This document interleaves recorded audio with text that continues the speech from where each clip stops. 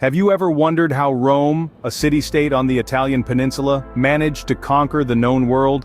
The answer lies in the heart of its military might, the Roman legions. These formidable forces were the backbone of Rome's expansion, spreading their influence across continents. Yet, they remain shrouded in mystery. How were they composed? What made them so effective? Why were they so feared by their enemies? Well, unraveling this mystery might just give us the answer.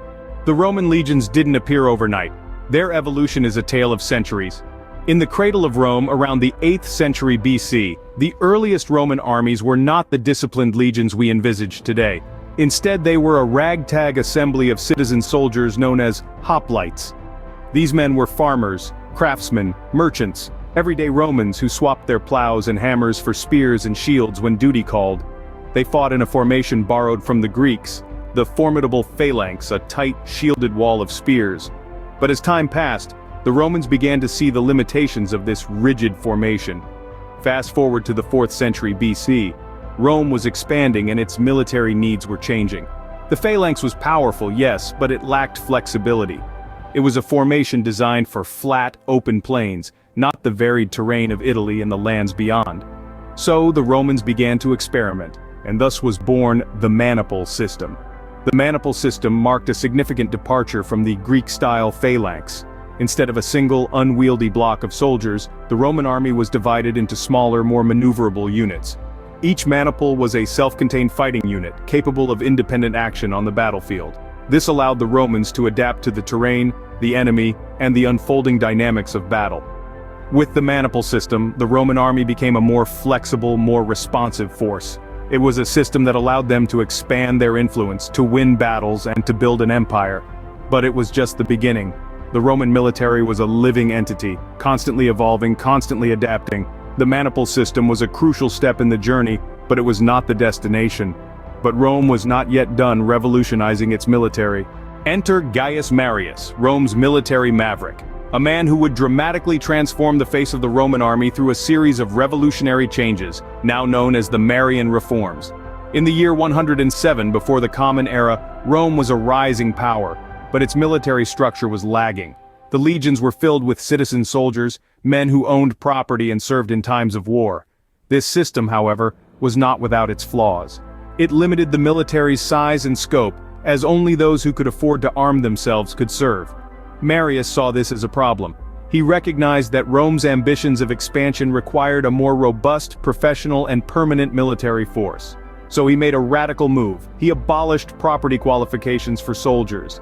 Now, even the poorest of Rome's citizens, the proletariats, could join the legions, provided they were willing to dedicate a significant portion of their lives to military service.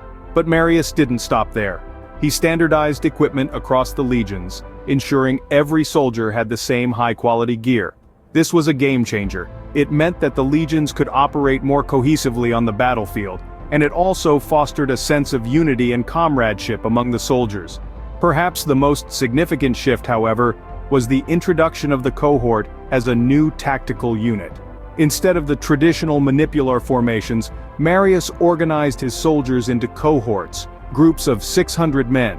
These cohorts were more flexible and adaptable, capable of responding to a wide range of battlefield situations. Through these reforms, Marius transformed the Roman legions from a citizen militia into a professional army. An army that was larger, better equipped, and more adaptable than ever before. An army that was not just ready for the occasional skirmish, but one that was prepared for sustained, large-scale warfare. And so the stage was set. With its new, improved legions, Rome was not just a rising power, it was a force to be reckoned with. Now, Rome was ready to conquer the world. So, what did a Roman legion look like at its peak? Let's dive into the heart of the Roman military machine during the late Republic and early Empire, and explore the anatomy of a Roman legion. A Roman legion was more than just a group of soldiers. It was a complex, self-contained entity, almost like a small city on the move. At its core, we find the legionary, the backbone of the legion. These were Roman citizens, men of considerable physical prowess, who committed to serve in the army for 20 years. Equipped with a short sword known as a gladius, a spear called a pilum, a large rectangular shield, and distinctively segmented armor, the legionary was a formidable warrior. But a single legionary does not a legion make. 10 legionaries formed a contubernium or tent group, which was the smallest unit within a legion. 60 contuberniums came together to form a century, led by a centurion. Despite its name, a century didn't always comprise exactly 100 men. It typically consisted of 80 soldiers, sometimes less, depending on circumstances. The centurion was a professional officer chosen for his experience, courage, and leadership skills.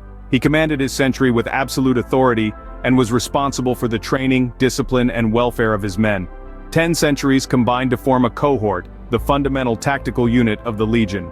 In battle, each cohort fought as a single entity, with the flexibility to adapt to changing circumstances on the battlefield. Finally, 10 cohorts, along with the cavalry and auxiliary forces, comprised the legion. This brought the total strength of a legion to around 5,000 men. And then, there were the symbols of the legion. The most important of these was the aquila, or the legionary eagle. Made of silver or gold, and carried by a specially appointed aquilifer, the eagle was the sacred symbol of the legion. It was believed to carry the honor and fighting spirit of the legion. Losing the eagle was considered the ultimate disgrace. Also essential to the legion were the signiferi, or standard-bearers. Each century had its own standard-bearer who carried the signum, a pole adorned with various symbols representing the unit's honors and traditions. The standard-bearer's role was not just symbolic. In the chaos of battle, the raised standard served as reference points, helping the legionaries maintain formation. This intricate structure, with its layers of command and clear division of roles, was one of the reasons for the success of the Roman military. The legion was a highly disciplined, efficient fighting machine, capable of responding swiftly to the changing tides of battle. So there we have it. The legionary, the century, the cohort, and the legion. Each part playing a crucial role in the larger machine. This was the force that built an empire. All good things must come to an end, and so it was for the Roman legions. As the late Roman Empire unfurled, the military landscape began to transform drastically. A significant divide formed between the mobile field armies known as comitatenses and the stationary border troops, or limitanae. This restructuring was a response to the increasing external threats and the empire's need to maintain its hold over vast territories. The comitatenses were considered the backbone of the Roman army, quick to respond and always at the ready. They were typically stationed in the interior, away from the borders. On the other hand, the limitani, though less prestigious, were no less important. They were the watchmen on the walls, the first line of defense against invasions. But this division was not the only change that marked the decline of the traditional Roman legion. A growing reliance on barbarian foederati, or allied troops, further diluted the Roman military identity. These foreign soldiers were often used as auxiliary troops, but their increasing numbers and influence were undeniable. It was a double-edged sword, offering both a bolstered defense force and a potential internal threat to the empire. The Roman legions, once the epitome of military power and discipline, slowly began to lose their unique identity. The changes were subtle, a gradual shift rather than a sudden collapse. And as the centuries rolled on, the legions that had once conquered the known world were no more. Thus, the Roman legions faded into history, but their legacy endures. The Roman legions were more than just soldiers. They were a symbol of Rome's power and civilization. From their genesis, these legions evolved into a formidable military force, a testament to Rome's ingenuity and relentless pursuit of dominance. The Marian reforms played a significant role in this evolution, transforming the legions into a professional army, with standardized equipment and a restructured hierarchy.